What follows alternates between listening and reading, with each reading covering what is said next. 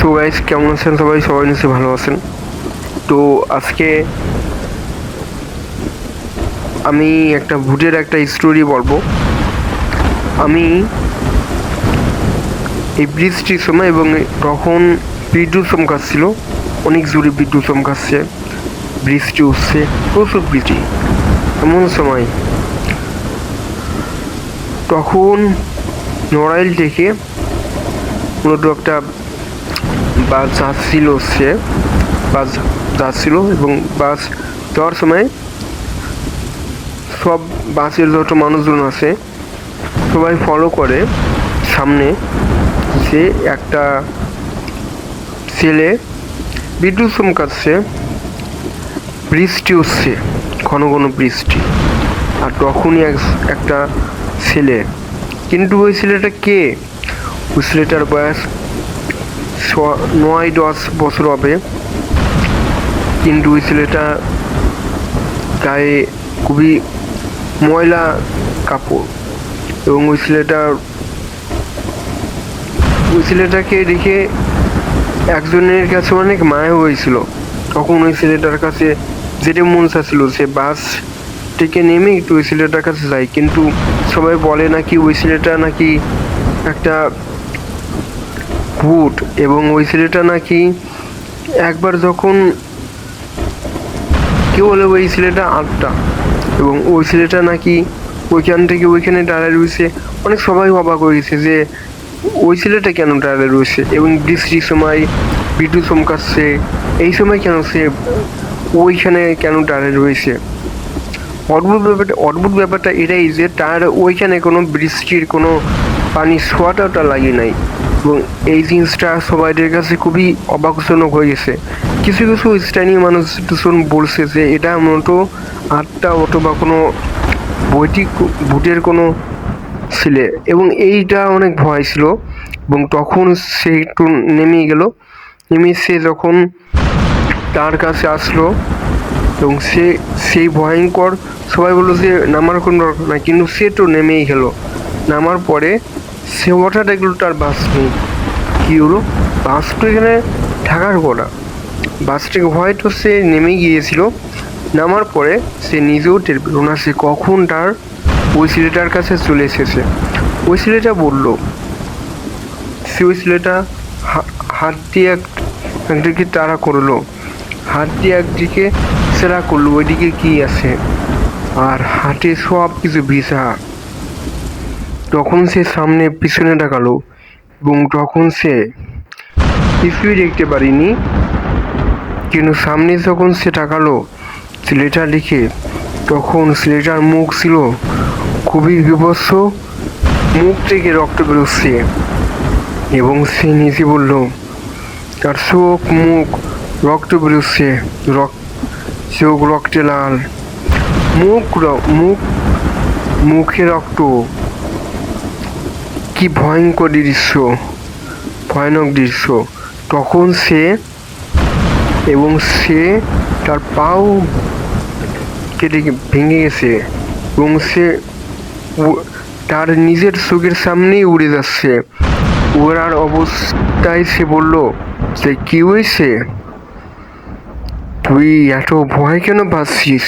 এবং সে বলল যে তুই কেন এখানে এসেছিস? তুই জানোস না যেখানে একবার আসলে মানুষ কেউ ফিরে যেতে পারে না? তখন সে ভয়ানক ওই বৈদিক ওই ছেলেটি বলার পরে ওই ভয়তে যে লোকটি নেমেছিল সে নিজে খুব ভয় পেয়ে গেল এবং তখন তার নিজের বন্ধু বান্ধবদের ডাকলো, কিন্তু তখনই সে ছেলেটি তার গলা চেপে ধরলো। আর তখনই, এবং সে ছোট একটা ছেলে, সে কিভাবে তাকে গলা চেপে ধরবে, কিন্তু সে যখন তাকে গলা চেপে ধরলো, সে উড়ান্ত অবস্থায় তাকে গলা চেপে ধরলো এবং তখনই সে দেখলো সে উপরে যাচ্ছে। তখন সে খুব ভয় পেল এবং মনে করলো তখন এটাই হয়তো তার শেষ, কিন্তু না, সে খুবই ভয়ানক একটা দৃষ্টিতে সে অদৃশ্য হয়ে গেল, তাকে দেখা গেল না। এবং তখন সে দেখলো যে আমি একটা জায়গায় সে আবিষ্কার করলো সে ওই জায়গায় ছিল এবং সেখান থেকে সবাই তাকে হাসপাতালে নিয়ে গেলো এবং তখন সবাই প্রশ্ন করলো কি হয়েছে ওইখানে কেন। তখন সে সব ঘটনা সে কীভাবে বলতে পারতেছে না। তখনই সেই পোয়েট্রিক সেই ওই ছেলেটা তার সামনে দাঁড়ালো এবং সে ওইটা দেখার পরে সে আর কথা বলার মতো তার কোনো শক্তি ছিল না, সে কথাই বলতে পারতেছে না। এবং তারপরে কিছুদিন পর হয়ে গেল। সো গাইস, কেমন আছেন সবাই? সবাই নিশ্চয়ই ভালো আছেন। তো আজকে আমি একটা ভূতের একটা স্টোরি বলবো। আমি এই বৃষ্টির সময় এবং তখন বিদ্যুৎ চমকাচ্ছিল, অনেক জোরে বিদ্যুৎ চমকাচ্ছে, বৃষ্টি উঠছে, প্রচুর বৃষ্টি। এমন সময় তখন নড়াইল থেকে মূলত একটা বাস যাচ্ছিল এবং বাস যাওয়ার সময় সব বাসের যত মানুষজন আছে সবাই ফলো করে সামনে যে একটা ছেলে বিদ্যুৎ চমকাচ্ছে, বৃষ্টি উঠছে, ঘন ঘন বৃষ্টি। আর তখনই একটা ছেলে, কিন্তু ওই ছেলেটা কে? ওই ছেলেটার বয়স 9-10 বছর হবে, কিন্তু ওই ছেলেটা গায়ে খুবই ময়লা কাপড় এবং ওই ছেলেটাকে দেখে একজনের কাছে অনেক মায়া হয়েছিল। তখন ওই ছেলেটার কাছে যেটা মন চাচ্ছিল সে বাস থেকে নেমে একটু ওই ছেলেটার কাছে যায়, কিন্তু সবাই বলে নাকি ওই ছেলেটা নাকি একটা ভূত এবং ওই ছেলেটা নাকি একবার যখন কেউ বলে ওই ছেলেটা আত্মা এবং ওই ছেলেটা নাকি ওইখান থেকে ওইখানে দাঁড়ায় রয়েছে। অনেক সবাই অবাক হয়েছে যে ওই ছেলেটা কেন দাঁড়ায় রয়েছে এবং বৃষ্টির সময় বিদ্যুৎ চমকাচ্ছে, এই সময় কেন সে ওইখানে কেন দাঁড়ায় রয়েছে। অদ্ভুত ব্যাপারটা এটাই যে তার ওইখানে কোনো বৃষ্টির কোনো পানির ছোঁয়াটা লাগে নাই এবং এই জিনিসটা সবাইদের কাছে খুবই অবাকজনক হয়ে গেছে। কিছু স্থানীয় মানুষ বলছে যে এটা মূলত আত্মা অথবা কোনো ভূতের কোনো ছেলে এবং এইটা অনেক ভয় ছিল। এবং তখন সে একটু নেমে সে যখন তার কাছে আসলো এবং সেই ভয়ঙ্কর, সবাই বললো যে নামার কোনো দরকার নাই, কিন্তু সে তো নেমেই গেলো। নামার পরে সে হঠাৎ দেখলো তার বাস নেই। কী হলো? বাস তো এখানে থাকার কথা, বাস থেকে হয়তো সে নেমে গিয়েছিল। নামার পরে সে নিজেও টের পেল না সে কখন তার ওই ছেলেটার কাছে চলে এসেছে। ওই ছেলেটা বলল, ওই ছেলেটা হাত দিয়ে একদিকে তাড়া করলো, হাত দিয়ে একদিকে সেরা করলো ওইদিকে কি আছে, আর হাতে সব কিছু ভিজা।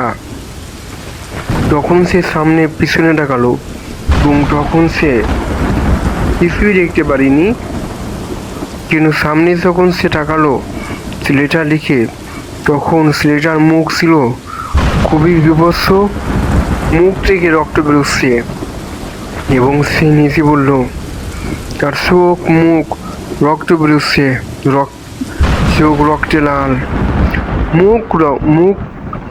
মুখে রক্ত। কি ভয়ঙ্কর দৃশ্য, ভয়ানক দৃশ্য। তখন সে তার পাও কেটে ভেঙে গেছে এবং সে তার নিজের চোখের সামনেই উড়ে যাচ্ছে। ওড়ার অবস্থায় সে বলল যে কি হয়েছে, তুই এত ভয় কেন পাচ্ছিস? এবং সে বলল যে তুই কেন এখানে এসেছিস? তুই জানোস না যেখানে একবার আসলে মানুষ কেউ ফিরে যেতে পারে না? তখন সেই ভয়ানক ওই বৈদিক ওই ছেলেটি বলার পরে ওই ভয়তে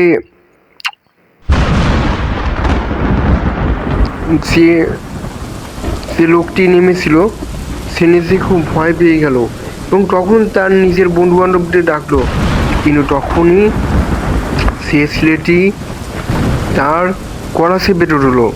আর তখনই, এবং সে ছোটো একটা ছেলে, সে কীভাবে তাকে গলা চেপে ধরবে, কিন্তু সে যখন তাকে গলা চেপে ধরলো, সে উড়ান্ত অবস্থায় তাকে গলা চেপে ধরলো এবং তখনই সে দেখলো সে উপরে যাচ্ছে।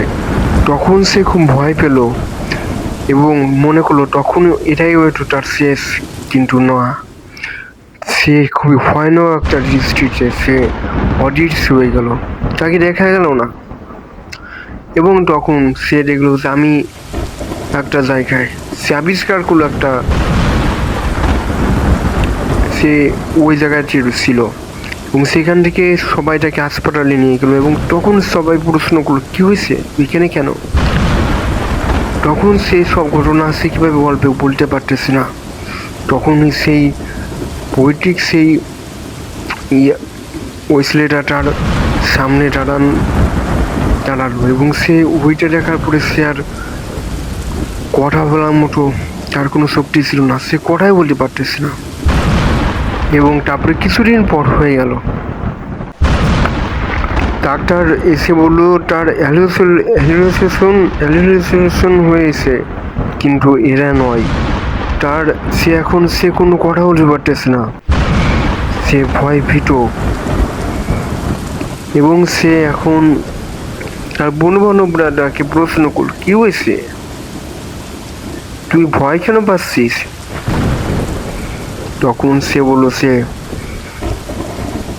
সে কোনো কথাই বলতে পারলো না, সে খালি আয়নার দিকে তাকালো এবং ওই রাস্তা দেখেও আর যেতেও পারে না, কারণ মূলত একটা ছেলে আর তার একটা মা ওই রাস্তায় এই বৃষ্টির সময়, ঘন বৃষ্টি, এই বিদ্যুতের সময় এরকম সময় দুটো, তার একটা ছেলে আর তার মা দুজনই এই রাস্তাটি যাচ্ছিল। হঠাৎ সেই ছেলেটি বিদ্যুটে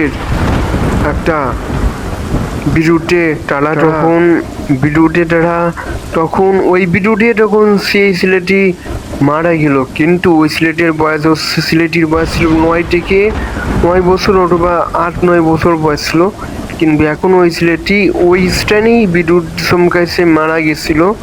কিন্তু সেই তার ওই ওই ছেলেটিকে এখনো দেখা যায় ওই রাস্তায়, কেউ ভয়তে ওই রাস্তা দিয়েই যেতে চায় না। তো বন্ধুরা, কেমন লাগলো আজকের এই ভৌতিক কাহিনী অবশ্যই কমেন্টে বলবেন, এটা অবশ্যই আমার কল্পনা ছিল, অবশ্যই বলবেন। যদি ভালো লাগে থাকে তাহলে লাইক করবেন, সাবস্ক্রাইব করবেন এবং আমি নতুন টাইপের ভিডিও দেওয়ার চেষ্টা করবো।